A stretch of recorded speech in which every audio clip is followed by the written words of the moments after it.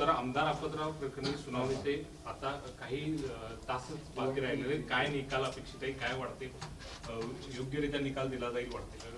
अध्यक्षांनी मुख्यमंत्र्यांची जाऊन भेट घेतलेली आहे, त्याच्यावर आक्षेप नोंदवलेला. त्यावर मला वाटतं आज दुपारी शिवसेना पक्षप्रमुखांनी मातोश्रीवर एक पत्रकार परिषद घेऊन त्यामध्ये आपलं मत मांडलेलंच आहे. लवाद म्हणून विधिमंडळाचे अध्यक्ष, महाराष्ट्र विधिमंडळाचे अध्यक्ष म्हणून ज्यांच्यावर ही जबाबदारी सर्वोच्च न्यायालयाने सोपवली की शेड्यूल 10 प्रमाणे डिस्क्वालिफिकेशनवर तुम्हाला निर्णय द्यायचा आहे आमदारांच्या अपात्रतेबद्दलचा. हा फक्त निर्णय देण्याची जी प्रक्रिया होती, ही प्रक्रिया एक समरी एक्सरसाइज म्हणून सर्वोच्च न्यायालयाने त्यांना विशद करूनच त्यांच्या निकालपत्रामध्ये दिलेली होती. सर्वोच्च न्यायालयाने जी कन्क्लुजन्स दिली, ऑपरेटिव्ह पार्टच्या बरोबर जी कन्क्लुजन्स दिली, त्यामध्ये विशिष्ट पॉइंटर्स होते. त्यामध्ये महत्त्वाचं पक्षाचा व्हीप, पक्ष कोण, कशा रीतीने नेमणुका, पॉलिटिकल पार्टीने व्हीपची नेमणूक, या सगळ्या गोष्टी होत्या आणि त्या गोष्टींची पडताळणी करून त्याबाबत निर्णय देणं अपेक्षित होतं. आपल्या सगळ्यांना माहीत आहे की 11 मे 2023 रोजी सर्वोच्च न्यायालयाने आपला निर्णय दिला आणि हे प्रकरण, याच्यावरचं अपात्रतेबद्दलचं प्रकरणाचा निकाल देण्याचं काम हे महाराष्ट्र विधिमंडळाचे अध्यक्ष, जे ट्रायब्युनल म्हणून ज्यांना हे करायचं असतं, त्यांना सोपवण्यात आलं. तुम्ही सगळ्यांनी पाहिलं 11 मे ते सप्टेंबर ऑक्टोबरपर्यंत काही हालचाल होत नव्हती. पुन्हा पुन्हा आम्हाला सर्वोच्च न्यायालयामध्ये हे मेन्शन करावं लागलं आणि मग सर्वोच्च न्यायालयाने एक डेडलाईन ठरवून दिली की तुम्हाला 31 डिसेंबरपर्यंत कुठल्याही प्रकरणी ही सर्व सुनावणी घेऊन तुम्हाला निर्णय देणं भाग आहे.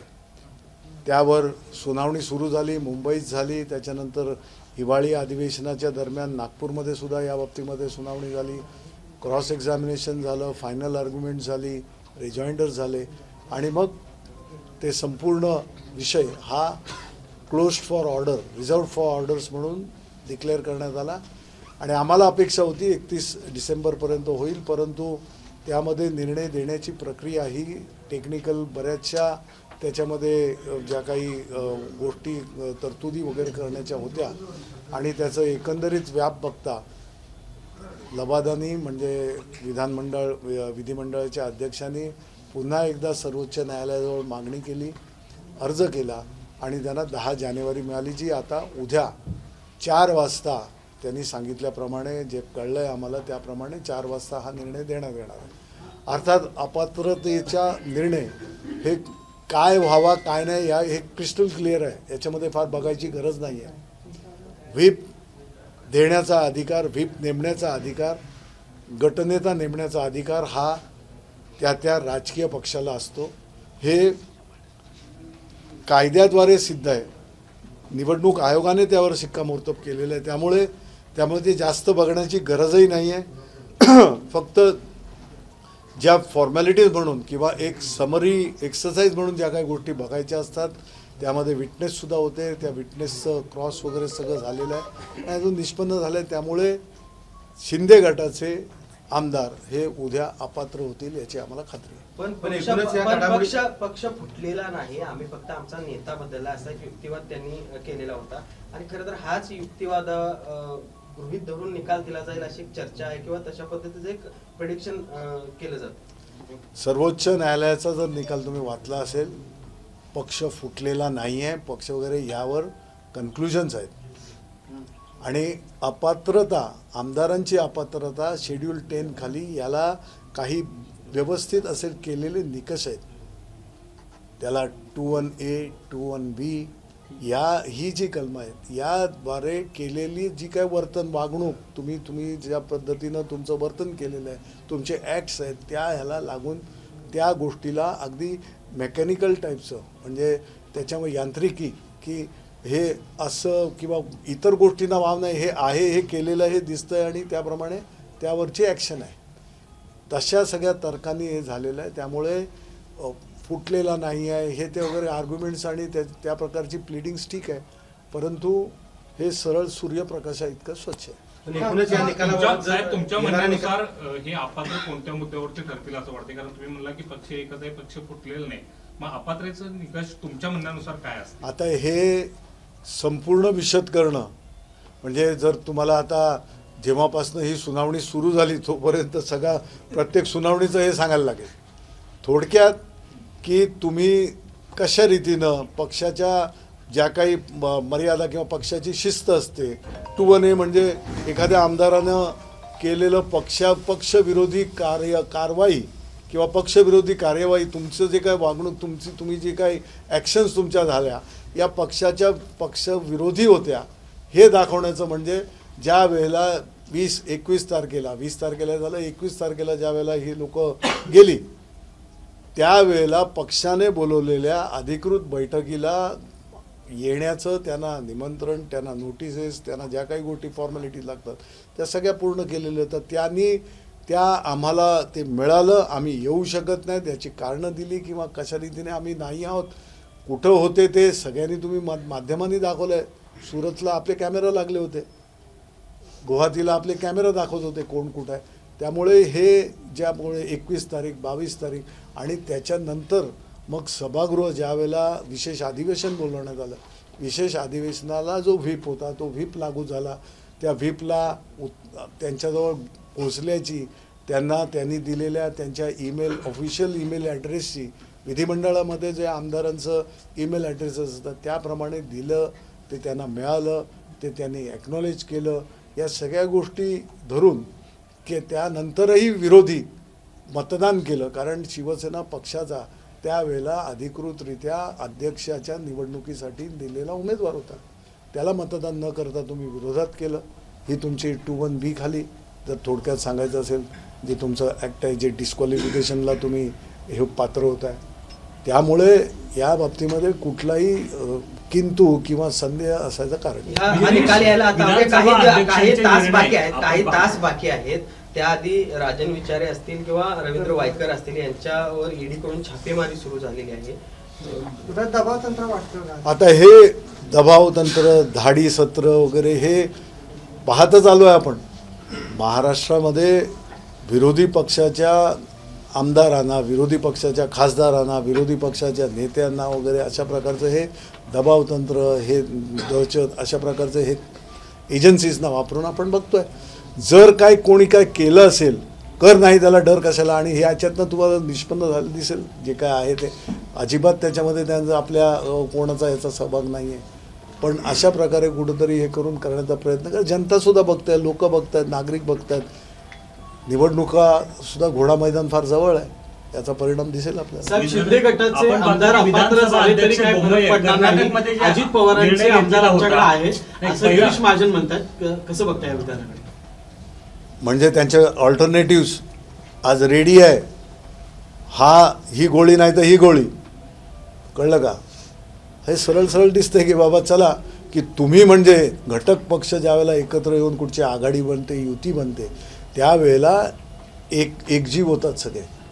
पण जर तिथे मी म्हणजे वेगळा आणि घटक पक्षांचं हे वेगळं आणि मग घटक पक्षातला एखादा हे झाला त्याला झटका हा आहे ना, ह्याला घ्या, हा नसेल तर मग तिसरा, ही जी संस्कृती महाराष्ट्रामध्ये आणायचा प्रयत्न करते आहे त्याला महाराष्ट्राची जनता ओळखून आहे.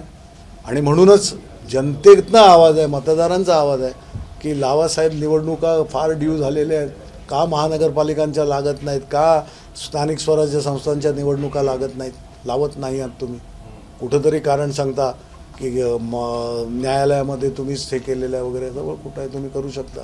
गुजरातला जाणाऱ्या बुलेट ट्रेनचा प्रकल्पाचा मार्ग आता मोकळा झालेला आहे. खरं तर ठाकरे सरकारच्या काळामध्ये हे काम रखडलं होतं, मात्र शिंदे सरकार येतात आता कामाला सुरुवात झाली असं एक बोललं. गरज काय बुलेट ट्रेनची?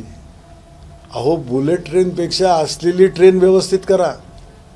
आज जे प्रकार होत आहेत, आज ज्या सोयीसुविधा नागरिकांना, महाराष्ट्रातल्या लोकांना किंवा देशभरातल्या विविध राज्यातल्या, आज इंडियन रेल्वेज एवढं मोठं जाळं आहे, त्या ह्याला चांगलं करणं, मजबूत करणं. कुठेतरी ट्रेनचा ॲक्सिडेंट झाला की प्रत्येकाच्या हृदयात धस्स होतं, आपण सगळे विवळत असतो. तिथे ती सिग्नल यंत्रणेपासून ते तिकडचं लेवल क्रॉसिंगपासूनचं अजून बऱ्याच ज्या गोष्टी ब्रिटिशांनी सुरू केल्या ते रूळ वाढवणं, त्याचे बाबतीत व्यवस्थित हे करणं, त्याचा स्पीड वाढवणं, या सगळ्या गोष्टी करा ना. कुठं बुलेट ट्रेन, ती बुलेट ट्रेन मुंबईला बसा, 4 तासामध्ये तुम्ही अहमदाबादला का बडोद्याला उतरा, डायमंडवाल्यांजवळ जा. ह्या ज्या गोष्टी आहेत या अपेक्षित सर्वसाधारण माणसाला नको आहेत. आम्हाला सोयीसुविधा, आम्हाला आरोग्याच्या चांगल्या द्या, आम्हाला शिक्षणाच्या द्या, आम्हाला इन्फ्रास्ट्रक्चर चांगलं उभं करून द्या, महाराष्ट्र घडवा. या गोष्टींची जी अपेक्षा एका सर्वसामान्य माणसापासून ते उद्योगपतींना आहे. विधानसभा अध्यक्षांची भूमिका नेहमीच इकडे तिकडे राहिलेली आहे. कर्नाटकचं बोमायांचं प्रकरण जे आहे त्यामध्ये सुद्धा चुकीच्या पद्धतीने निर्णय आलेला होता. कोर्टाने त्यानंतर फटकारलं होतं, निर्णय बदलावा लागला होता. अशाच प्रकारची स्थिती तुम्हाला महाराष्ट्रात दिसते. अध्यक्षांचा निर्णय फेवरमध्ये उलटा जाईल असं वाटतंय. नेमकं मग काय करणार? ज्या ठिकाणी आज अध्यक्ष एक ट्रायब्युनल म्हणून, लवाद म्हणून बघतायत, न्यायाधीशांच्या क्वासी ज्युडिशियल त्यांची अथॉरिटी आहे आणि निपक्षपातीपणे या बाबतीमध्ये ते निर्णय करतील. जो निर्णय महाराष्ट्राला अपेक्षित आहे, देशाला अपेक्षित आहे आणि जग बघत आहे. कारण लोकशाहीची जननी म्हणून आपण मिरवतो. भारत देश हा सगळ्यात मोठा लोकशाही प्रधान देश, तर त्याला साजेसं आणि सत्याची बूज ठेवणारा, लोकशाहीची बूज ठेवणारा असा निर्णय येईल अशी आम्हाला 22 जानेवारीला राम मंदिराचं उद्घाटन होणार आहे आणि त्याच दिवशी सर्वच मस्जिद आणि दर्ग्यांमध्ये राम जप करा अशा पद्धतीचं आवाहन मुस्लिम संघाकडून करण्यात आलेलं आहे. या संदर्भात काय सांगा? कोणी काय आता हे तुम्ही सांगताय त्यावरून हे करताय. मी काय वाचलेलं नाही आहे किंवा मी काय ऐकलेलं नाही, पाहिलेलं नाही, सोशल मीडियावर सुद्धा मी नाही पाहिलं. पण तुम्ही जे सांगताय कदाचित श्रीराम हे आपलं दैवत आहे, आपली श्रद्धा आहे, आपलं आस्था आहे आणि 22 तारखेला होतं आहे त्याचं देशभरातनं जगभरातनं स्वागत होतं. आम्ही स्वागत करतो आहे. कारण या राम मंदिराचं कुठेतरी व्यवस्थितरित्या बाबरी पडली त्यावेळेला, बाबरी पाडली त्यावेळेला पाडणारे जर माझे शिवसैनिक आहेत असं तुम्ही म्हणताय तर मला त्यांचा अभिमान आहे. हे असं बोलणारे एकमेव हिंदू हृदय सम्राट शिवसेना प्रमुख बाळासाहेब ठाकरे होते. कुठच्याही राजकारण्याने या प्रकारचं धाडस सोडा बोलण्याची हिंमतसुद्धा दाखवली नाही की बाबा आपण बोलू शकतो किंवा आहे. त्यावेळेला बोलले, त्याचप्रमाणे त्यांची कृती राहिली, त्याचप्रमाणे त्यांचं स्वप्न होतं की श्रीराम मंदिर व्हावं.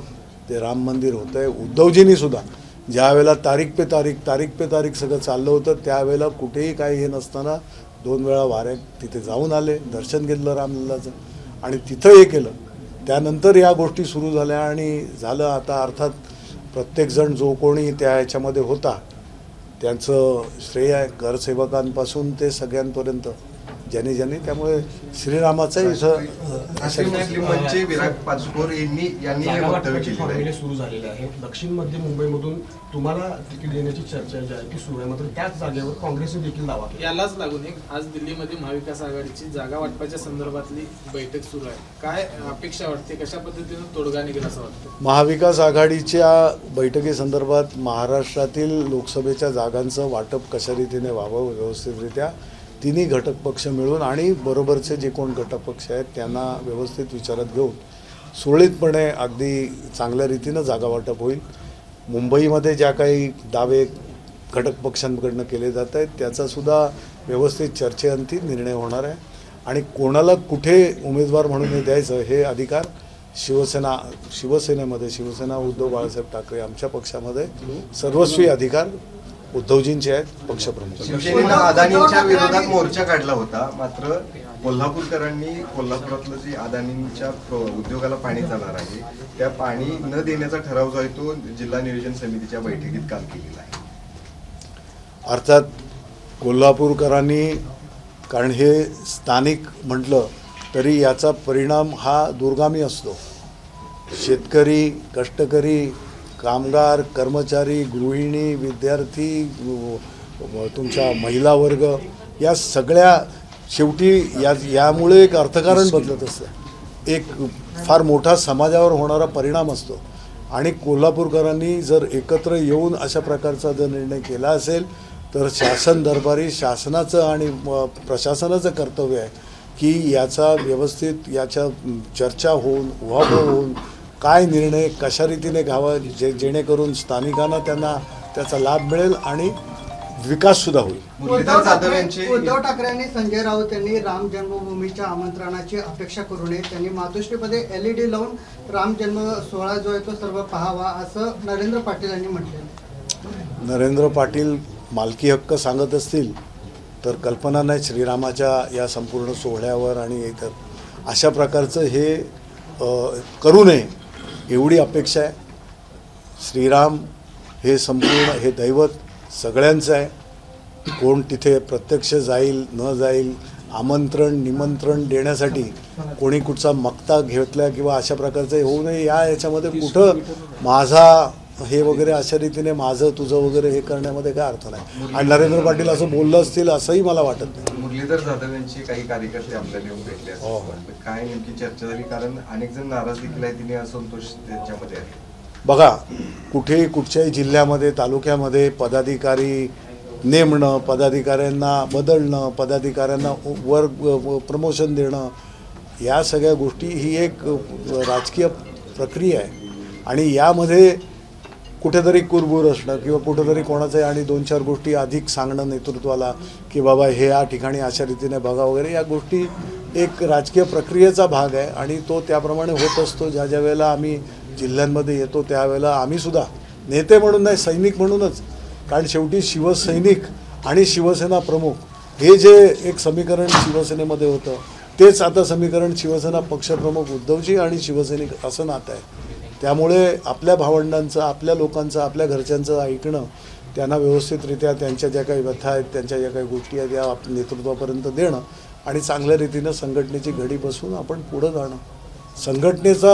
संघटनेची प्रगती ही समाजाच्या प्रगतीशी निगडीत आहे आम्ही मानतो. समाजाचा विकास करण्याचं ब्रीद हे आपल्या संघटनेवर आहे, राजकीय पक्ष जरी असले तरी. ABP माझा, उघडा डोळे बघा नीट.